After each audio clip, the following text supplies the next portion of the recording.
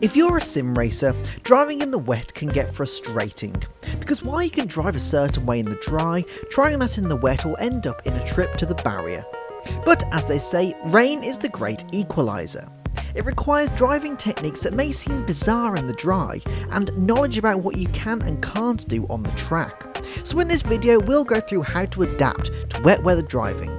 Firstly, we'll talk about the driving techniques you'll need to employ in order to maximise your driving potential, and then we'll discuss the do's and don'ts of what you can do on a wet track. By the end you should be able to take to the rain-sodden tarmac and push to the limit. If this is the sort of content you like to watch, don't forget to subscribe and keep up to date on our weekly videos. So let's start with driving techniques. There are various different ways you can enhance your wet weather driving skills, and we'll start with throttle modulation. This is where you gradually apply throttle out of the corner. Now this is general advice that can be applied anywhere, but in the wet, getting on the throttle too soon usually means spinning out of control. Modulating the throttle is necessary to accelerate at the highest possible rate without losing traction, and on a slippery surface like a wet track, it is critical to modulate the accelerator in order to maximise your car's performance. Next is braking. Now there are a few techniques you can use to help wet weather driving, but we're going to focus on just two: progressive braking and trail braking. Both of these techniques are helpful in slowing down weight transfer and keeping the car stable. Progressive braking is where you gradually go onto the brakes rather than just slamming them on.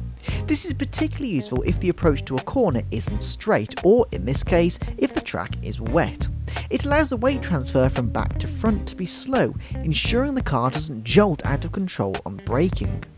Trail braking, as you probably know, is gradually lifting off the brake into a corner, keeping the weight over the front axle, which gives additional front end grip into the corner and keeps the weight transfer from front to back slow, which ensures the car doesn't spin out of control.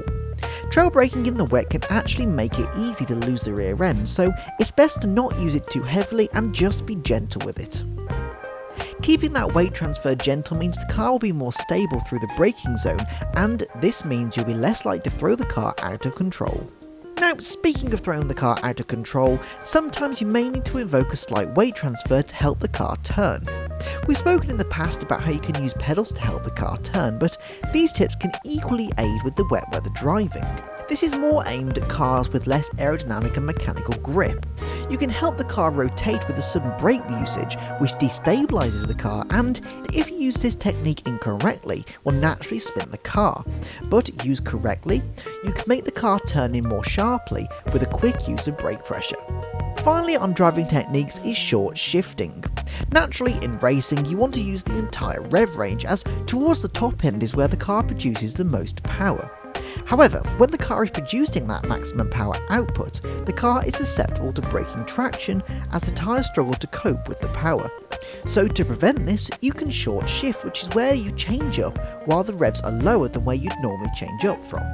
This helps make sure the tyres aren't overloaded with power, and combined with throttle modulation, it means exiting a corner keeps the car stable and additionally saves you time later as you've already shifted up gears. Now we're ready to get on track, but even with these driving techniques, you will still end up facing backwards if you aren't careful. Let's talk about racing lines. Standard racing lines include the racing school line, wide entry, tight apex and wide exit, but in wet conditions this is far from ideal. Firstly, this is a very smooth line, meaning the front tyres are loaded throughout the whole corner. This relies on the tyres gripping into the tarmac, which in the wet becomes problematic. To resolve this, a more V-shaped racing line will mean you don't spend as much time turning and will prevent loading the tyres. Additionally, taking the inside line, or indeed any part of the conventional racing line, will also be a problem. In the dry, rubber from the tyres gets stuck onto the tarmac under load, which is great when it's dry as it will give you extra grip, but in the wet, a surface of water will make rubber seem like ice. This is particularly prominent in Assetto Corsa Competizione, where you'll notice the apex grip in the wet is pretty much non-existent. So to get around this issue, break a car split from the edge of the track to avoid the racing line on entry, which allows you to brake later, and then take a slightly wider line through the corner to avoid the rubbered in racing line on the apex, as you'll notice there is more grip with the wet weather tyres out there. It's good to experiment with the lines and find out where the most grip is. Of course, each corner will require a slightly different line, so if you're unsure, do a few laps, experiment with lines, and then look at your theoretical best session data on Track Titan. See what line is the best for each individual corner. From there, you can build your wet weather prowess. By signing up with the code WET20, you can get 30 days of limited data insights for free. Next up is the curbs. There are pros and cons to using the curbs in the rain. Firstly, you can use high inside curbs on slow corners to put more weight on the outside tyre, and therefore the car will turn faster around the corner. However, curbs cause instability in the car and they can initiate a loss in traction going on or coming off the curb if you're not careful. In iRacing, using the curbs is almost like a death sentence. Just while filming this video, I found that out the hard way. If you do use curbs in iRacing, take particular care as they will punish you for any wrong move. Thankfully, other titles such as ACC and F124 are fairly forgiving when it comes to curbs, so you can take full advantage of them. Regardless of the title though, you will always need to take care when using race or flat curbs. Finally, let's talk about track undulation and elevation.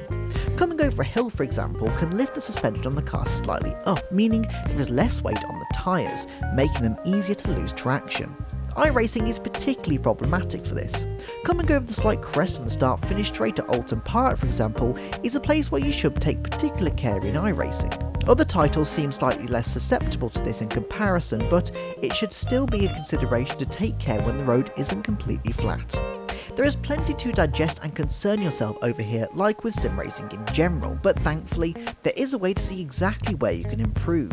Track Titan can not only show your session insights right down to your throttle and brake traces, but can also provide personalised tips based on your individual performance.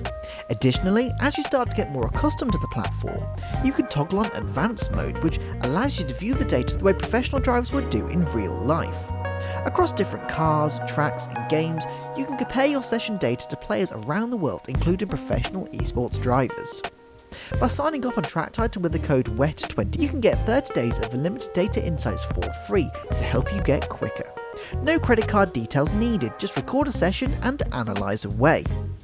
But back to wet weather. It's a very difficult situation to master, and even what we've spoken about in this video is barely scraping the surface. There's plenty of even more advanced tips that we could spend all day trying to explain, but our top tips for getting started is avoid the rubbered in racing lines, take care with weight transfer on the brake and accelerator, make sure you utilise short shifting to its potential, take care on the curbs, and be sure to always take care with any track undulation and elevation. There's a million different things waiting to throw your car off the road in the wet, and the more you prepare and plan for, the less you will find yourself in a barrier.